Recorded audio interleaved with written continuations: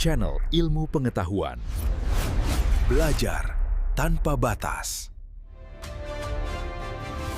Kita semua pasti pernah lihat kan berita soal jembatan runtuh atau proyek raksasa yang gagal total, terus kita mikir, kok bisa ya? Nah, biasanya yang disalahin itu ya materialnya jelek atau ada salah hitung. Tapi, gimana kalau penyebab sebenarnya itu jauh lebih dalam, sesuatu yang nggak kelihatan? Gimana kalau semua itu berawal dari apa yang ada di kepala para pekerjanya? Pertanyaan ini, kenapa proyek gede-gedean bisa gagal? Ini sering banget loh kita dengar, proyek triliunan rupiah, ribuan orang kerja di sana, kok bisa ujung-ujungnya jadi bencana? Yuk kita lihat beberapa contoh nyata yang mungkin Anda juga tahu. Coba bayangin deh, girder beton super besar buat tol Depok Antasari, tiba-tiba ambruk, gitu aja. Dalam sekejap, semua perhitungan yang rumit dan material yang katanya kuat itu hancur, sia-sia.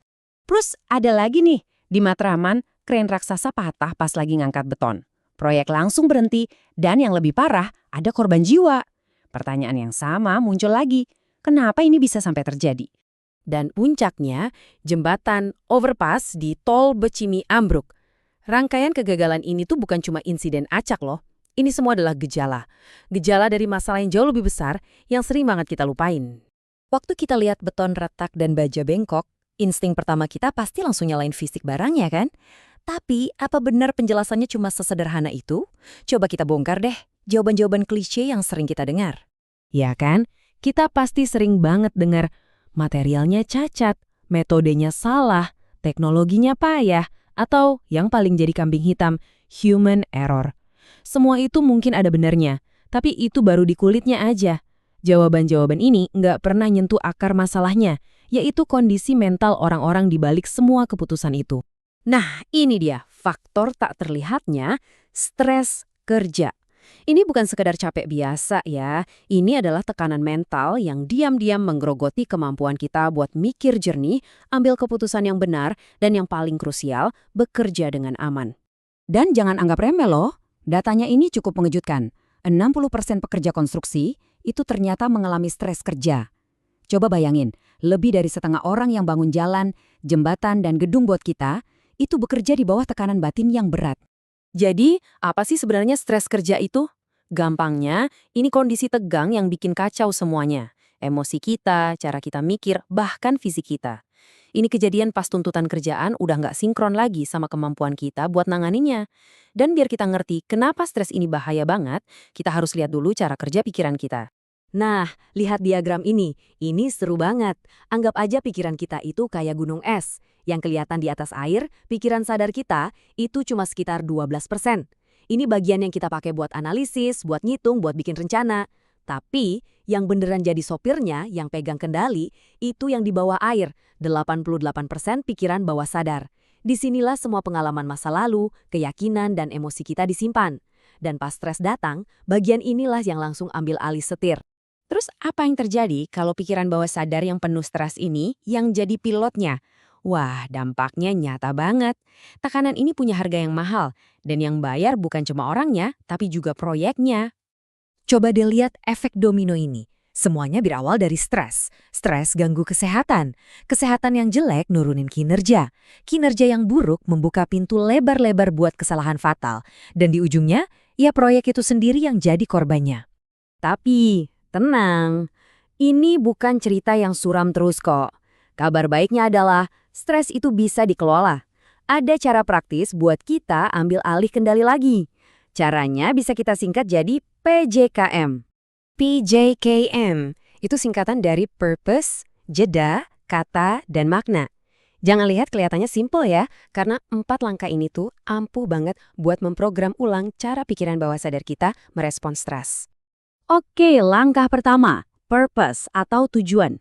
Coba deh ingat lagi kenapa Anda melakukan pekerjaan ini. Bukan cuma soal bangun jembatan, tapi menghubungkan banyak orang. Bukan cuma kejar deadline, tapi menciptakan sesuatu yang berguna buat masa depan. Kalau kita fokus ke tujuan besarnya, tekanan sehari-hari itu jadi terasa lebih kecil. Ini ngasih kita kekuatan. Kedua, jeda.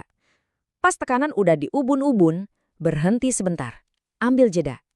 Coba teknik ini deh. Tarik nafas 5 detik, tahan 5 detik, terus hembuskan pelan-pelan selama 5 detik. Ulangi beberapa kali.